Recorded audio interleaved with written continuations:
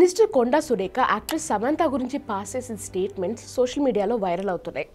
నా ఫ్రెండ్ ఎప్పుడైనా వచ్చి ఆడదే ఆడదానికి శత్రువే అంటే నేను కొట్టిపడేసేదాన్ని.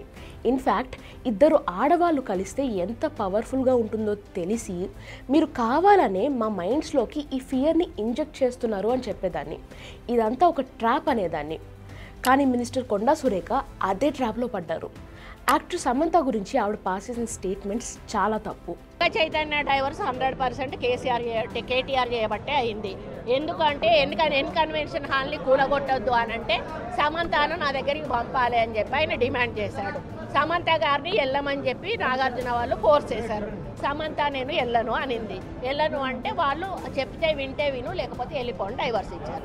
అది ఓపెన్ సీక్రెట్. అది అందరికీ కూడా ఇంటర్నల్గా మీడియా వాళ్ళంతా వాళ్ళకి ఎవరికి ఇండస్ట్రీ వాళ్ళందరికీ కూడా తెలుసు.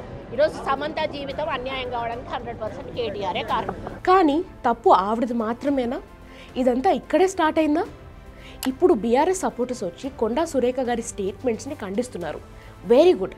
బీఆర్ఎస్ సపోర్టర్సా, కాంగ్రెస్ సపోర్టర్సా, పొలిటికల్ పార్టీకి సంబంధం లేకుండా అందరూ ఆవిడ స్టేట్మెంట్స్ని ఖండించాలి, తప్పు పట్టాలి.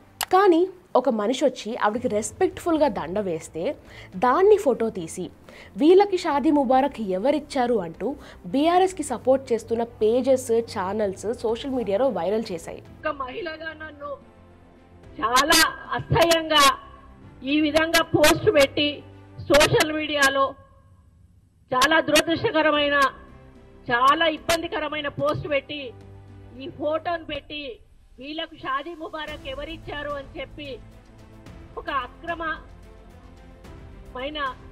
మాటగా దాన్ని చిత్రీకరించి చాలా అవమానపరచడం నాకు చాలా బాధను కలిగిస్తూ ఉంది. నిన్నటి నుంచి కూడా నేను అన్నం తినలేదు, నిద్రపోలేదు. ఒక మహిళగా ఈరోజు వాళ్ళ ఇంట్లో తల్లులు ఉన్నారు, చెల్లెళ్ళు ఉన్నారు, బిడ్డలు ఉన్నారు. టీఆర్ఎస్ వాళ్ళందరూ కూడా ఈరోజు కొంత గ్యాంగ్ను ఏర్పాటు చేసుకొని ఇప్పుడు తప్పు కనపడుతోంది. కానీ అప్పుడెందుకండి తప్పు కనిపించలేదు? ఆవిడ కూడా ఆడదే కదా. ఆడదాన్ని పరువు తీస్తుంటే we will not tolerate this అనే హ్యాష్ట్యాగ్ ఎందుకు ట్రెండ్ చేయలేదు? Don't get me wrong.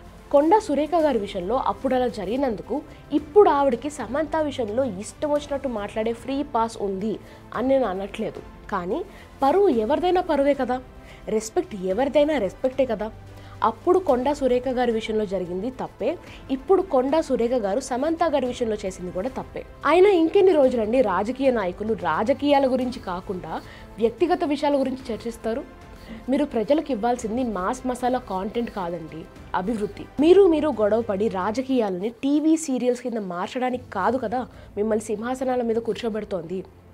BRS party అయినా, కాంగ్రెస్ పార్టీ అయినా, వైఎస్ఆర్సీపీ అయినా, టీడీపీ అయినా, జనసేన అయినా సరే మీ పని ఏంటి? ప్రజల సంరక్షణ లేదంటే వ్యక్తిగత దూషణ? ఆలోచించండి.